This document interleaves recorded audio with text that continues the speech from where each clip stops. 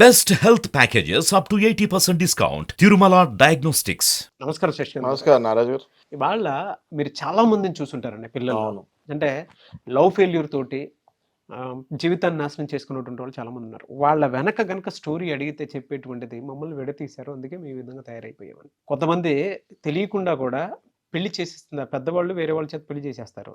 వీళ్ళేం చేస్తారు, few days బాగానే ఉండి ఉన్నట్టుండి వెంటనే డివోర్స్కి అప్లై చేసుకున్నటువంటి పరిస్థితి. మీకు తెలిసిన వాస్తవ కోణాలు ఏంటి ఇందులో? యాజ్ అడ్వకేట్ మీరు చాలా కేసెస్ చూసుంటారు. అంటే ఏం జరుగుతుంది అసలు పెళ్ళి అనేటువంటి కాన్సెప్ట్ మీద? బేసిక్గా ఈ మ్యారేజెస్ గురించి ఏదైతే టాపిక్ తీసారో మీరు, ఇవన్నీ కూడా ఏంటంటే మంచి అమ్మాయిలు మంచి అబ్బాయిల గురించి మనం మాట్లాడుకుంటున్నాము. ఈ అమ్మాయిలు ఎవరైతే ఒబీడియంట్గా కరెక్ట్గా ఉండాలి, మనం పేరెంట్స్ మాట వినాలి అనుకొని ఏదైతే సొసైటీలో కరెక్ట్గా పెరుగుతారో, వీళ్ళకి ఏమవుతుందంటే కొన్ని ఫ్యామిలీస్లో, అందరి గురించి మనం జనరలైజ్ చేయలేం కానీ కొన్ని ఫ్యామిలీస్లో ఏమవుతుందంటే, ఇది ఎప్పుడైతే ఈ అమ్మాయి కానీ అబ్బాయి కానీ ఈ ప్రేమలో పడి, ఆ లవ్ అఫైర్లో పడి ఎప్పుడైతే ప్రపోజల్ ఇంటికి తీసుకెళ్తున్నారో, ఈ పేరెంట్స్ అది ఒప్పుకుంటాం జరగట్లేదు. ఓకే, దీనివల్ల ఏం జరుగుతుందంటే వీళ్ళు ఈ పెళ్ళి అనే ప్రోగ్రామ్ని పోస్ట్పోన్ చేసుకొని లివ్ ఇన్ రిలేషన్లోకి ఎంటర్ అవుతాం జరుగుతుంది. And once they cross that age of 25 నుంచి 30 దాటిన తర్వాత ఇంకెళ్ళిపోతే ఇంకా వాళ్ళ పెళ్ళి మీద కూడా ఇంట్రెస్ట్ చూపారు. బికాస్ ఇంట్లో వాళ్ళకి తెలియదు కానీ ఇప్పుడు లివ్ ఇన్ రిలేషన్స్ బయటకు వెళ్ళిపోతున్నారు చాలామంది. ఓకే, ఎప్పుడైతే వీళ్ళు లివ్ ఇన్ రిలేషన్స్కి వెళ్ళిపోయి ఆ ఏజ్ అయితే ఎప్పుడైతే 30 అది దాటిపోతుందో, ఇంకా ఇంట్లో పెళ్లి సంబంధాలు చూడరు కదా, నాకు నేను ఎవరినో చేసుకొని ఇబ్బంది పడే బదులు ఇలా వెళ్ళిపోతే బెటర్ కదా అనేసి చాలామంది పెళ్ళిళ్ళు కాకుండా లివ్ ఇన్ రిలేషన్లో, హైదరాబాద్ గురించే మాట్లాడుతున్నాను పర్టికులర్గా మీకు, ఇక్కడే చాలామంది లివ్ ఇన్ రిలేషన్స్లో ఉంటున్నారు. ఆ లివ్ ఇన్ రిలేషన్స్లో కూడా ఈ పెద్దవాళ్ళకి చెప్పక, వీళ్ళతో ఎలా ఉండాలో తెలియక చాలా తికమక పడుతూ ఉన్న కపుల్స్ చాలా చాలా చూస్తున్నాను నారాజు గారు నేను. ఓకే, ఒకవేళ ఈ మ్యారేజెస్ బలవంతంగా చేసి, ఓకే, ఈ ఎప్పుడైతే లవ్ అఫైర్ అమ్మాయో లేకపోతే అబ్బాయో ఇంటికి తీసుకెళ్ళినప్పుడు ఈ పేరెంట్స్ కొన్ని పారామీటర్స్ చూస్తారు. అది క్యాస్ట్ కావచ్చు, రిలీజన్ కావచ్చు, హైట్ కావచ్చు, వెయిట్ కావచ్చు, కలర్ కావచ్చు, లేకపోతే స్టేటస్ కావచ్చు, ఎకనామికల్ స్టేటస్ కావచ్చు. ఇవన్నీ పారామీటర్స్ చూసినప్పుడు ఈ ఎవరైతే ఇష్టపడ్డారో వాళ్ళని చేయకుండా అరేంజ్డ్ మ్యారేజ్ లాగా తీసుకెళ్ళి వీళ్ళకి నచ్చిన పారామీటర్స్ చూసుకొని ఎప్పుడైతే అబ్బాయిలు కానీ లేకపోతే వాళ్ళ అమ్మాయిలు కానీ పెళ్ళిళ్ళు చేస్తాం జరుగుతుందో, అక్కడ kids are suffering a lot. Okay, ఎంత సఫర్ అవుతున్నారంటే వాళ్ళు they are not able to do, అంటే బేసిక్గా వాళ్ళు ఫిజికల్ రిలేషన్లో కూడా కంఫర్టబుల్గా ఉండటం జరగట్లేదు. బికాజ్ ఆఫ్ ఫోర్స్ఫుల్ మ్యారేజ్ వల్ల వాళ్ళు అట్లీస్ట్ ఫిజికల్ రిలేషన్లో కూడా వెళ్ళలేకపోతున్నారు సరిగ్గా. ఓకే, మరి ఇది ఎందుకు జరుగుతుంది అంటారు? Because of the orthodox character of the parents. ఎప్పుడైతే పేరెంట్స్ ఈ ఆర్థోడాక్స్ క్యారెక్టర్లోకి వెళ్ళి ఇప్పుడు ఇంకా ఈ 21st సెంచరీలో కూడా ఈ కలరు, హైటు, వెయిట్, క్యాస్ట్ ఇవన్నీ చూసుకుంటూ ముందుకెళ్తే మీ పిల్లలు గ్యారంటీగా సఫర్ అవుతామన్నది తథ్యం. ఓకే, ఈ కేసెసే మనకి రిబల్ అయ్యి మళ్ళీ డైవర్స్ కేసెస్ కింద కన్వర్ట్ అవుతున్నాయి. మీరు నమ్మరు, నా దగ్గరికి వచ్చిన కేసెస్ ఏదైతే బలవంతంగా పేరెంట్స్ చేశారో, వీళ్ళకి ఇష్టమైన వాళ్ళని కాకుండా పేరెంట్స్ బలవంతంగా చేసిన మ్యారేజెస్లో వితిన్ 1 month పెళ్ళి మ్యారేజ్ అయిన ఫొటోస్ కూడా కడగక ముందే, ఆ ఫొటోస్ ఆల్బమ్ కూడా క్రియేట్ కాకముందే డైవర్స్కి వచ్చిన కేసులు కోకొల్లలు ఉన్నాయి. ఇది నిజం చెప్తున్నాను నాగరాజు గారు మీకు, ఇదేదో చెప్తాం కాదు, ఫ్యాక్ట్స్ చెప్తాను నేను. నా దగ్గర కేసెస్ ఉన్నాయి కాబట్టి చెప్తున్నాను మీకు. మ్యారేజ్ అయిన 1 year లోపే వీడియోలు ఫోటోలు రాకముందు విడిపోయే కేసెస్, డైవర్స్ కేసెస్ చాలా ఉన్నాయి. అండ్ వీళ్ళు ఓన్లీ పేరెంట్స్ని సాటిస్ఫై చేస్తానికి మ్యారేజెస్ చేసుకుంటాం జరుగుతుంది. వాళ్ళ గురించి కాదు, వీళ్ళ గురించి పెళ్లి చేసుకుంటే ఒక పని అయిపోతుందని పెళ్లి చేసుకుంటాం జరుగుతుంది. సో ఇది మహాపాపం. ఇది బేసిక్గా ఎట్లా అవుతాయి, ఈ లవర్స్ని విడగొట్టి వీళ్ళకి బలవంతంగా అరేంజ్ మ్యారేజ్ చేపిస్తాము, వాళ్ళకి ఇష్టం లేని వాళ్ళతో పెళ్లి చేపిస్తాం అన్నది 100% ఇది మహాపాపం అని నేను భావిస్తున్నాను. నేను క్లియర్గా ఇదంతా చెప్పేది ఎందుకు అంటే పేరెంట్స్ రియలైజ్ అవ్వాలండి. ఓకే, ఇక మీదట వచ్చే నెక్స్ట్ జనరేషన్స్ పెళ్ళిళ్ళు అయినా ఇప్పుడు నేను చెప్పేది చూసి అట్లీస్ట్ మారాలని కోరుకుంటున్నాను. ఏవైతే ఈ ఫోర్స్ఫుల్గా మ్యారేజ్లు చేశారో ఒక్కసారి ఆ పేరెంట్స్ ఆలోచించుకోండి. మీ అబ్బాయిలు పెళ్లి కాకముందు ఎలా ఉన్నారు, పెళ్లి అయిన తర్వాత ఎలా ఉన్నారు? ఇష్టం లేని పెళ్లి చేసి అరేంజ్డ్ మ్యారేజ్ అని చెప్పి క్యాస్ట్ కానీ, రిలీజన్ కానీ, హైట్ కానివ్వండి, వెయిట్ కానివ్వండి, కలర్ కానివ్వండి, లేకపోతే ఎకనామిక్ స్టేటస్ కానివ్వండి, ఇవన్నీ చూసి ఇష్టం లేని పెళ్లి చేసి ఆ అబ్బాయిలు ఫిజికల్గా కూడా వాళ్ళతో హ్యాపీ లేకుండా మీరు ఒక్కసారి అడిగి చూడండి. ఎవరైనా అమ్మాయి కానివ్వండి, అబ్బాయి కానివ్వండి, మీరు పర్సనల్గా ఎవరైతే ఈ ఫోర్స్ఫుల్ మ్యారేజెస్, అరేంజ్ మ్యారేజ్ చేస్తారో ఎవరైనా బాగున్నారో? అదే కాదు నాగరాజ్ గారు, మెంటల్లీ రిటార్డెడ్ అయ్యి రైల్వే స్టేషన్ల దగ్గర, బస్ స్టాపుల దగ్గర, వైన్ షాపుల దగ్గర, సినిమా థియేటర్ల దగ్గర గడ్డాలు పెంచుకొని పిచ్చి కుక్కల్లాగా తిరిగేటోళ్ళు ఎంతమంది కనిపించట్లేదు మనకి డైలీ? మంచి మంచి అబ్బాయిలు పెళ్ళిళ్ళకి ముందు ఛాంపియన్స్ ఉన్నోళ్ళు పెళ్ళిళ్ళ తర్వాత వాళ్ళ జీవితాలు ఎంత సర్వనాశనమైనాయో మనం డైలీ చూస్తూనే ఉన్నాం. మా దగ్గరికి ఎన్నో కేసులు వస్తుంటాయి ఇట్లా కూడా, మెంటలోడు అయిపోయాడు, పిచ్చోడు అయిపోయాడు అని చెప్పి. Because I mean to psychology also కదా, ఎంతో మంది వస్తూ ఉంటారు. మా అబ్బాయి ఇట్లా మెంటలోడు అయిపోయాడు, ఇట్లా పిచ్చలోడు అయిపోయాడు, ఎందుకు అయ్యాడు అని చూస్తే బ్యాక్గ్రౌండ్ చెక్ చేస్తే ఇది పేరెంట్స్ వల్లే. మేము ఎంతో మందిని క్యాండిడేట్స్ని పట్టుకొని అడుగుతాం కూడా జరిగింది, కూర్చోపెట్టి కౌన్సిలింగ్ చేసి అడుగుతాం కూడా జరిగింది. ఏం బాబు ఏంటి, ఏం కండిషన్స్, ఇవన్నీ చూస్తాం కదా కౌన్సిలింగ్ చేసేటప్పుడు. మాకు తెలిసిన నిజాలు, పచ్చి నిజాలు ఏంటి అంటే, వాళ్ళు డీప్ లవ్లో ఉన్నప్పుడు వీళ్ళు ఈ పారామీటర్స్ మీద, caste, religion, height, weight, economic status, ఈ పారామీటర్స్ మీద వద్దనుకొని వీళ్ళు అరేంజ్ మ్యారేజెస్ చూసి బలవంతంగా పెళ్లి చేసిన క్యాండిడేట్స్ సర్వనాశనం అయిపోయి they are into deep depression. ఎంతో మంది రిహాబిలిటేషన్ సెంటర్లో జాయిన్ అయ్యి ఇంకా బయటకు రాలేకపోతున్నారు. మీరు చెప్తుంటే 4 గోడల్లో బాధపడేటువంటి వాళ్ళు చాలా మంది ఉంటారు. చాలా మంది నాగరాజ్ గారు, వాళ్ళు అనుకున్న వాళ్ళేమో పక్కన ఉండరు, వీళ్ళు అనుకున్న ఎక్స్పెక్టేషన్స్కి ఏమో వాళ్ళు ఉండరు. దానికి తోడు అంటే ఇలా చెప్తున్నాను కాదు కానీ అంటే లిటరల్గా చెప్పాలి అని అంటే లైఫ్లో ప్రతి దాంట్లోనూ ఒక ఎక్స్పెక్టేషన్స్ కోరుకునేటువంటి పిల్లలు ఉంటారు. కరెక్ట్. నా గర్ల్ ఫ్రెండే నేను పెళ్లి చేసుకోవాలనుకునేటువంటి వాళ్ళు ఉంటారు, నా బాయ్ ఫ్రెండ్ నేను పెళ్లి చేసుకోవాలనుకునేటువంటి వాళ్ళు ఉంటారు. కొంతమంది మీరు చెప్పిన దాని ప్రకారం అంటే పేరెంట్స్ చూసేటువంటి పారామీటర్స్లో సగం కొట్టుకుని పోతారు. కరెక్ట్. సార్ వాళ్ళు కాపురం చేసేటప్పుడు చూడాలి సార్, నేను అనుకున్న వాళ్ళు ఇది కాదు నా లైఫ్ నిజం సార్. అది చాలా మంది ఉండేటువంటి వాళ్ళు ఉంటారు, నేను అనుకున్న లైఫ్ ఇది కాదు, వాళ్ళు అనుకునేటువంటి మనిషిని నేను కాదు. కరెక్ట్. వాళ్ళ మనస్సాక్షికే తెలుసు, అంతరాత్మకే తెలుసు. Correct, absolutely. ఎంతమంది డిప్రెషన్స్, సూసైడ్స్ లో వెళ్తున్నారండి నాగరాజ్ గారు. అవునండి. కొంత మనం డీప్ సైన్స్ కూడా స్టడీ చేసి ఇచ్చేస్తే కొంతమంది పిల్లల్లో సరిగా పిల్లలు పుట్టకపోవడానికి కారణం కూడా వీళ్ళు మానసికంగా దెబ్బతిన్నటువంటి వాళ్ళు. చాలా అవును సార్, అవును. ఒక మానసికంగా దెబ్బతిన్నటువంటి పిల్లలు ఎవరైతే ఉంటారో వాళ్ళు సరిగా కాపురాలు చేయక వీళ్ళ పిల్లలు కూడా సరిపుట్టరు. కరెక్ట్. చాలా కరెక్ట్ అనాలిసిస్ మీరు చేశారు. అంత దారుణమైనటువంటి నరకం ఉంటుంది. అవునండి. పేరెంట్స్ తెలియకుండానే వీళ్ళకి పెట్టేటువంటి అతిపెద్ద శాపం ఏదైనా ఉంది అంటే అదొకటే సార్. ఇప్పుడు నాగరాజు గారు మీరు చెప్పేది 100% కరెక్ట్ అండి. ఎంతమంది పిల్లలు ఈ పెళ్ళిళ్ళకి ఇష్టం లేక పారిపోయిన వాళ్ళు, అంటే పెళ్ళిళ్ళే చేసుకోకుండా అసలు అరేంజ్డ్ మ్యారేజ్ అనగానే ఈ లవర్ని వదిలేసి పారిపోయి డ్రగ్స్కి అడిక్ట్ అయ్యి బానిస అయిపోయి కెరియర్లు పోగొట్టుకొని చదువులు వదిలేసి జాబులు వదిలేసి రోడ్ల మీద పిచ్చోళ్ళలాగా తిరుగుతున్నారు. ఓకే, అట్లీస్ట్ ఇప్పటికైనా ఈ పేరెంట్స్ రియలైజ్ అవ్వాలి. అవ్వకపోతే మన ఫ్యూచర్ జనరేషన్స్కి చాలా కష్టం. ఇంకోటి ఏంటంటే బేసిక్గా ఇదే రీజన్ మనకు సహజీవనానికి వెళ్తానికి కారణం కూడా ఇదే. బేసిక్గా ఒప్పుకోపోతాం వల్ల ఈ లవర్స్ తోటి వీళ్ళతోటి సహజీవనాలకు వెళ్తాము. సగం సహజీవనానికి వెళ్ళిన తర్వాత అబ్బాయికి కొన్ని ఉంటాయి, పారామీటర్స్ ఉంటాయి, వాళ్ళ ఇంట్లో చెప్పుకుంటారు, అమ్మాయికి మాత్రం కంపల్సరీ మ్యారేజ్ చేస్తాం జరుగుతుంది. ఆ తర్వాత మళ్ళీ వీడు సగం సహజీవనం చేసి కూడా పిచ్చోడవచ్చు.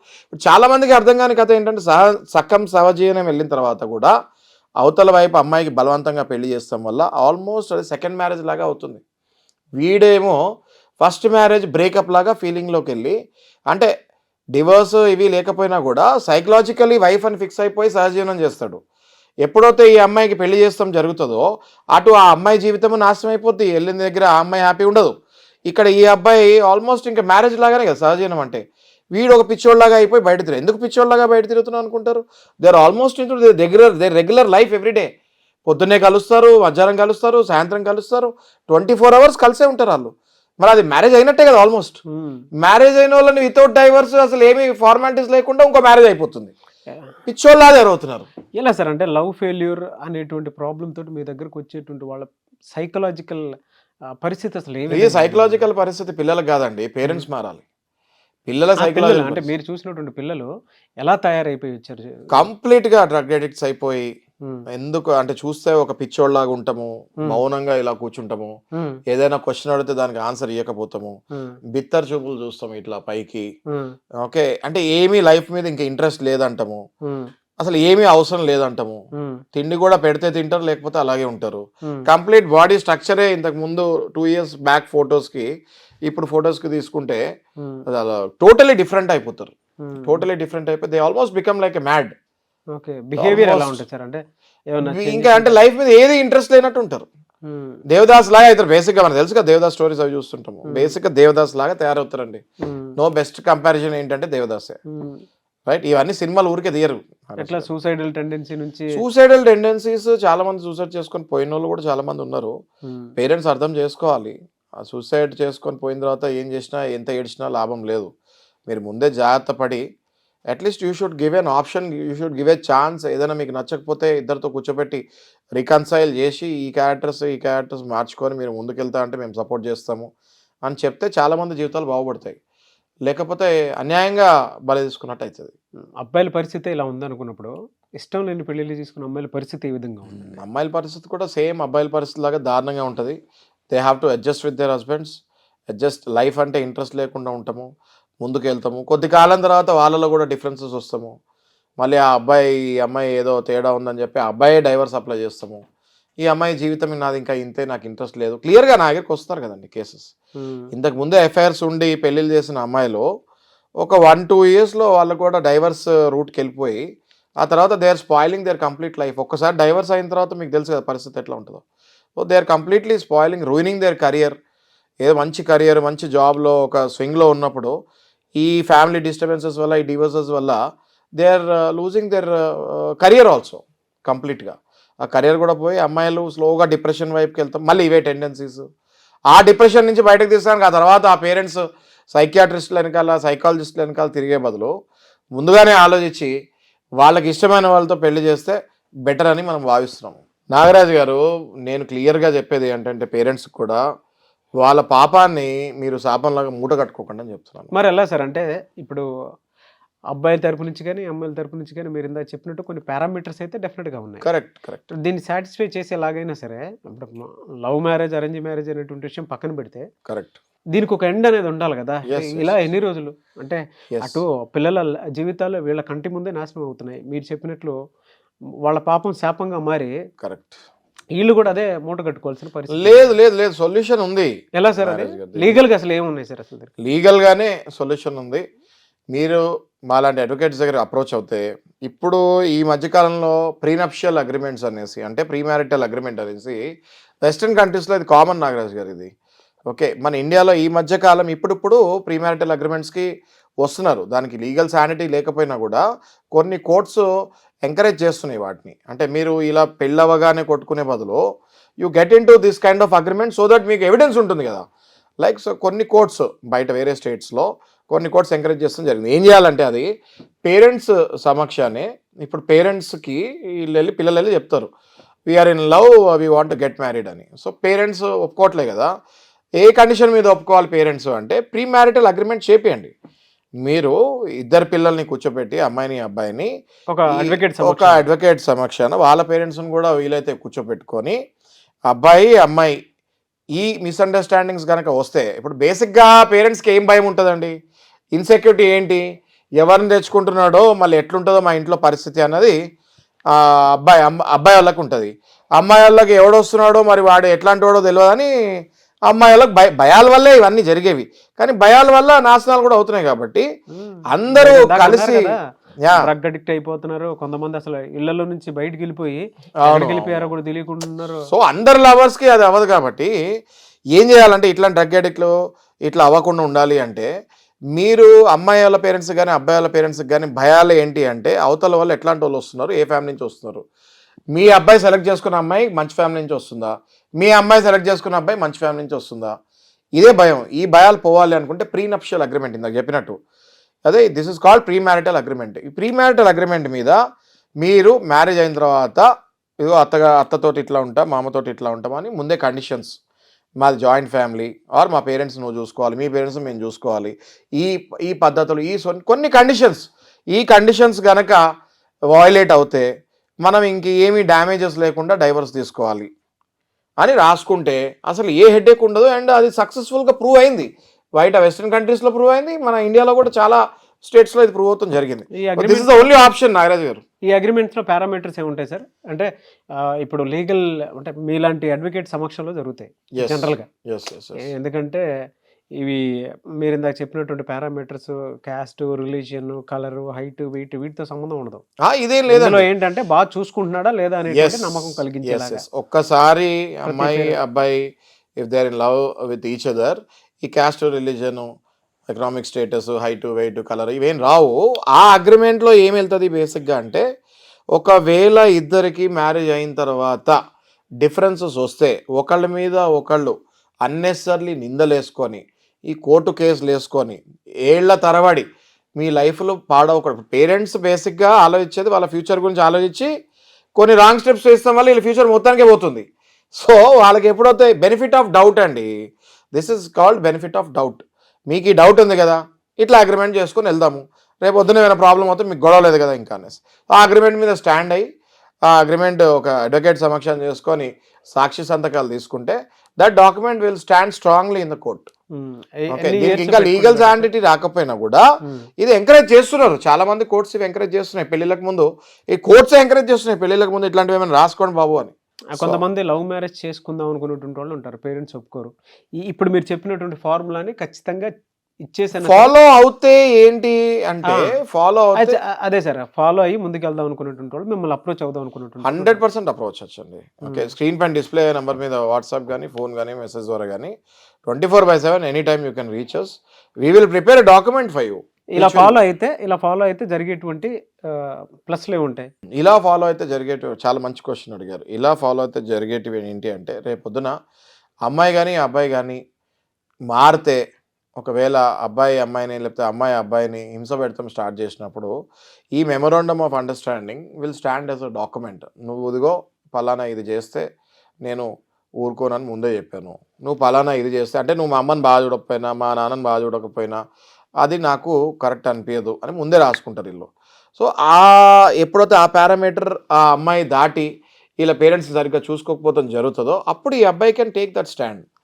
ఎందుకంటే మనం చాలా వీడియోస్లో పేరెంట్స్ని కూడా చూసుకోవాలని మనమే చెప్తున్నాం, రైట్? సో ఇవాళ సమాజంలో మనము న్యూక్లియర్ ఫ్యామిలీస్ అవ్వకూడదు, పేరెంట్స్ని కూడా బాగా చూసి మనమే చెప్తున్నాం కదా, రైట్? సో అలాంటి కండిషన్స్ పేరెంట్స్కి కూడా భయం ఉంటుంది, మా అబ్బాయిని ఎక్కడ తీసుకెళ్ళిపోతుందా లేకపోతే మా అమ్మాయిని ఎక్కడ తీసుకెళ్ళిపోతాడా అన్న భయం పేరెంట్స్కి కూడా ఉంటుంది. ఆ తర్వాత ఏమవుతుంది అంటే ఈ అగ్రిమెంట్స్ వల్ల ఒకవేళ ఏమైనా డిస్టర్బెన్సెస్ వస్తే ఈ డాక్యుమెంట్ వల్ల డ్యామేజెస్ లేకుండా విడిపోతారు, మళ్ళీ వాళ్ళ లైఫ్ వాళ్ళు హ్యాపీగా కంటిన్యూ చేసుకుంటారు. ప్రేమించుకుంటే విడిపోవాల్సినటువంటి అవసరమే లేదు. ఇలాగే ఇది పేరెంట్స్ని కన్విన్స్ చేస్తానికి ఈ డాక్యుమెంట్ చాలా ఉపయోగపడుతుంది. లేదు సార్, డెఫినెట్గా వెరీ గుడ్ థియరీ.